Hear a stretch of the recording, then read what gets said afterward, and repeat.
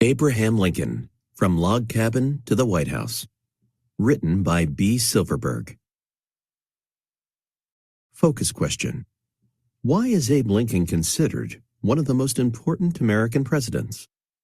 Connections. Writing. Create 5 interview questions that you would ask Lincoln if you could. Develop responses to the questions based on how you think Lincoln would respond. Social studies. Look up the text of the Gettysburg Address. Research vocabulary you do not understand. Rewrite the speech in your own words. Introduction. Abraham Lincoln is one of the most important presidents in American history.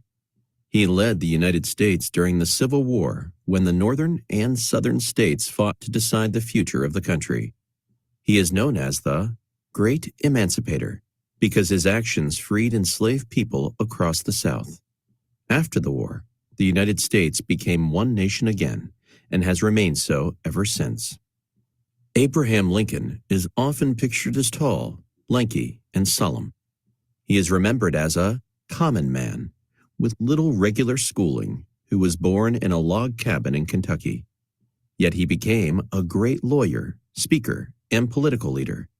His speeches about freedom, justice, and uniting all Americans are carved in stone at the Lincoln Memorial in Washington, D.C. His belief was simple. As I would not be a slave, so I would not be a master. This expresses my idea of democracy. The early years. Abraham Lincoln was born to Thomas and Nancy Hanks Lincoln on February 12, 1809, on a small log cabin farm near Hodgenville, Kentucky. After moving to nearby Knob Creek, Abe and his older sister Sarah went to school for short periods during the winters. When Abe was 7, the family moved to Indiana, hoping for a better life. 2 years after Tom built a new log cabin, Nancy became ill and died. Abe and Sarah mourned the death of their hard-working, loving mother. Soon after, Abe's father married Sarah Bush Johnston, a widow and mother of 3, whom Tom had known in Kentucky. With love and care, she created a warm life for Abe and Sarah. She encouraged Abe as he grew into a tall, awkward youth. Friends spoke of his moody quietness, even though Abe told homey, humorous stories. Abe educated himself mainly by borrowing books and newspapers from neighbors and travelers. Stories of pioneers such as Daniel Boone and Johnny Appleseed, along with the books Abe read, sparked ideas of a world larger than his backwoods. As a teenager, Abe, now standing 6 feet 4 inches, 2 meters, traveled down the Mississippi River to the busy port of New Orleans. For the first time, he saw black men, women, and children held in chains to be bought and sold by white enslavers. At the age of 22, Abe moved to New Salem, Illinois. He worked different jobs, including storekeeper, land surveyor, and builder. He became well known as a wrestler and as a skilled speaker in the New Salem Debating Society. He ran for the Illinois State Legislature and lost in 1832, but he won 2 years later. A lawyer and fellow legislator, John Todd Stewart, encouraged Abe to study law. Abe read law books, passed the exams in March 1837, and joined Stewart's law practice. He moved to Springfield, where the Illinois legislature met. Law and politics. Abraham Lincoln's views were based on his strong belief that each person was important, regardless of wealth or privilege.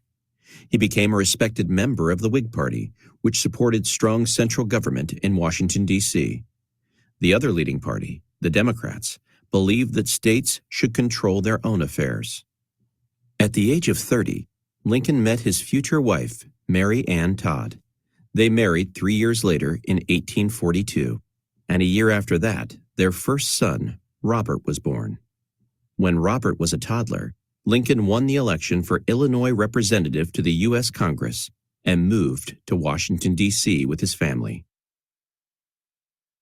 Lincoln was in Congress as the northern and southern states became more divided over the issue of slavery.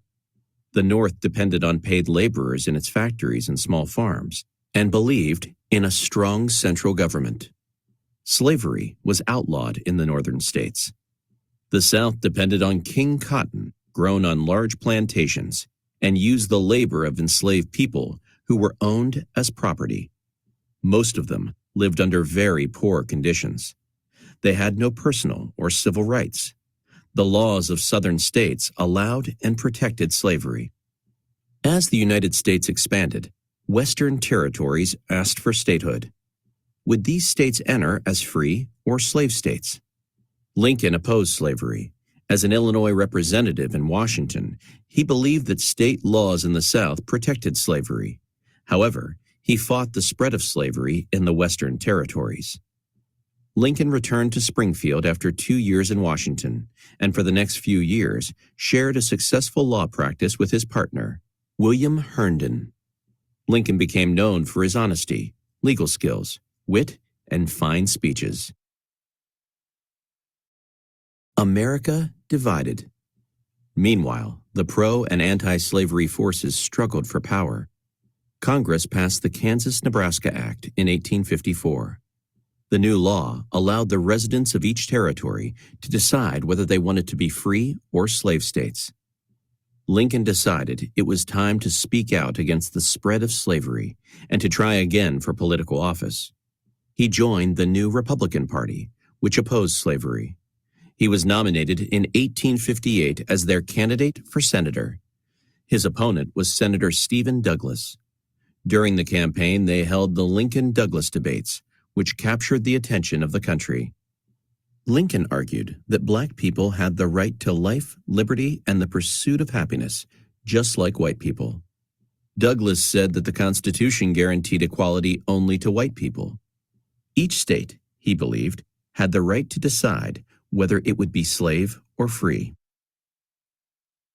Lincoln declared that slavery was causing a national crisis. A house divided against itself cannot stand. I believe this government cannot endure, permanently half slave and half free. Lincoln lost the Senate election, but the debates made him popular, especially in the Republican Party. By 1860, he was the party's choice for U.S. president. During his campaign, he was called Honest Abe, the homespun man of the people who stood for equality and freedom. That November, he won the election. The North and the Western territories rejoiced. The South was outraged. Even before Lincoln's inauguration, 7 Southern states voted to secede from the United States of America. The pro-slavery states established a government called the Confederate States of America, and its leader, President Jefferson Davis, prepared the Confederate States for war. The war years. President Lincoln hoped to avoid war, but events moved quickly. By April 14th, Northern troops had surrendered Fort Sumter after South Carolina cannons fired on the fort. Both the Union and the Confederacy moved quickly to call volunteers and collect arms and supplies. The South's better military leadership defeated Union forces in the first battle at Bull Run. Lincoln struggled to find strong leaders for the Union troops throughout the war. Under General George B. McClellan, the Union troops had some successes, but by 1862, they were stopped by Confederate General Robert E. Lee. Union forces controlled New Orleans and the Mississippi River, but there were few victories. Lincoln took over more of the military planning as the North called for action. Great numbers of young soldiers on both sides were killed, wounded, or missing as the war continued into its second year. The Union lost the Second Battle of Bull Run, and at Antietam, both sides suffered the bloodiest battle of the war. Powerful Republican senators urged President Lincoln to make the abolition of slavery a war goal. They argued that to fight the war successfully, the Union needed to remove the issue that caused the war. Lincoln was finally convinced that as president, he could order abolition in the South. On January 1st, 1863, the Emancipation Proclamation went into effect, which freed all enslaved people in the Confederacy. Although free black men had rushed to enlist in the Union Army after Fort Sumter, they were initially turned away. Now they, along with newly freed men from the South, joined Union forces. By the end of the Civil War, nearly 200,000 black men had served as soldiers in the U.S. military. Freedom for some. The Emancipation Proclamation freed many enslaved people, but not all of them. On the first day of January 1863, it granted freedom to all enslaved people in enemy territory. This allowed newly freed black men in Confederate areas to fight for the Union, soldiers whom the North badly needed. It also redefined the war by making it a crusade against slavery. Yet the proclamation did not pertain to enslaved people in the border states of Delaware, Maryland, Kentucky, and Missouri. Why not? These border states, though slaveholding, never seceded from the Union. Lincoln was concerned that freeing enslaved people in these states would persuade the states to join the Confederacy. If that happened, the United States would almost certainly lose the war, lose the South, and lose its chance to end slavery in all states.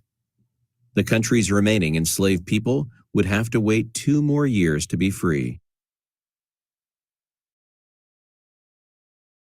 Another oppressed people. Although Lincoln is widely regarded as the great emancipator, his legacy with many Native peoples is less positive. He served as president during a time of great westward expansion, and his policies harmed the Native peoples that already lived in those places. The construction of the Transcontinental Railroad forced many of them onto reservations. It led to their loss of land, natural resources, and entire way of life.